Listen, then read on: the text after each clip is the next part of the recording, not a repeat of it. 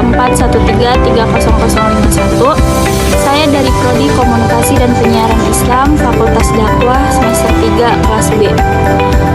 Video ini saya buat untuk memenuhi tugas mata kuliah Komunikasi Massa. Di sini saya akan menjelaskan materi terkait konglomerasi media, komodifikasi media, dan regulasi media. Yang pertama ada konglomerasi media. Konglomerasi media adalah kondisi ketika satu perusahaan besar menguasai banyak media sekaligus, seperti TV, radio, portal berita, rumah produksi, hingga platform digital. Tujuannya memperluas pengaruh, mengontrol arus informasi, dan memaksimalkan keuntungan. Peristiwa terkini yang terkait dengan konglomerasi media yaitu perusahaan antar grup media besar di Indonesia makin ketat, sehingga banyak perusahaan mulai memperluas bisnisnya ke platform digital dan streaming.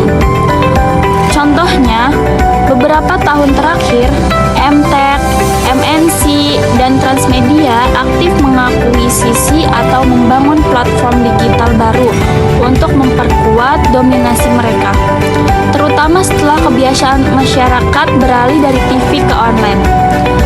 Karena orang sekarang lebih banyak nonton di HP daripada di TV. Grup media besar berusaha merebut pasar itu. Akhirnya, mereka makin banyak mengakuisisi media lain, membuka layanan streaming, dan menggabungkan beberapa unit usaha. Hal ini bikin informasi di Indonesia banyak dikuasai segelintir perusahaan saja. Contohnya seperti Emtek. Emtek itu memperkuat posisi video sampai jadi salah satu platform streaming terbesar di Indonesia. Terus MNC Group mengembangkan RCTI dan memperluas jaringan berita dari TV, radio, sampai portal online. Selanjutnya Transmedia mengintegrasikan CNN Indonesia dan CNBC Indonesia dengan portal digitalnya seperti detik.com untuk memperbesar jangkauan. Yang kedua, ada komodifikasi media. Komodifikasi media adalah proses ketika konten audiens atau pekerja media dijadikan komoditas untuk mendapatkan keuntungan. Artinya, sesuatu yang awalnya bukan barang dagang, kini dianggap produk yang bisa dijual. Bentuk komodifikasi itu ada 3. Yang pertama, ada komodifikasi konten. Komodifikasi konten terjadi ketika isi media seperti berita, tayangan TV, video, artikel, atau podcast dijadikan produk yang harus laku dijual. Akibatnya, konten dibuat bukan berdasarkan kebutuhan publik, tapi apa yang paling menguntungkan bagi media. Yang kedua ada komodifikasi audiens. Di sini audiens itu seperti penonton, pembaca, followers, itu dijadikan komoditas yang bisa dijual ke pengiklanan media. Sebenarnya menjual perhatian audiens kepada perusahaan iklan. Mekanismenya itu media menarik audiens sebanyak-banyaknya. Data audiens seperti umur, minat, kebiasaan nonton itu dihitung. Terus pengiklan membeli slot iklan berdasarkan data tersebut. Lalu yang ketiga ada komodifikasi pekerja.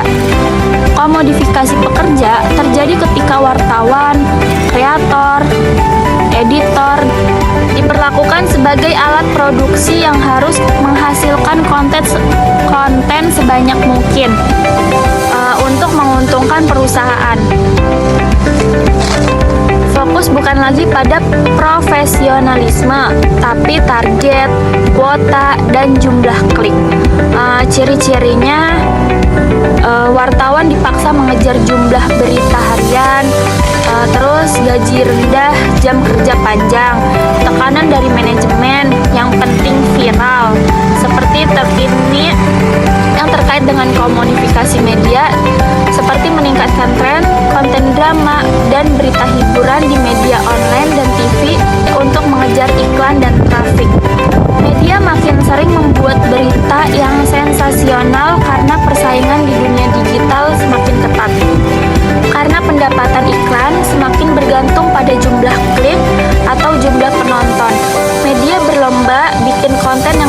bikin orang penasaran.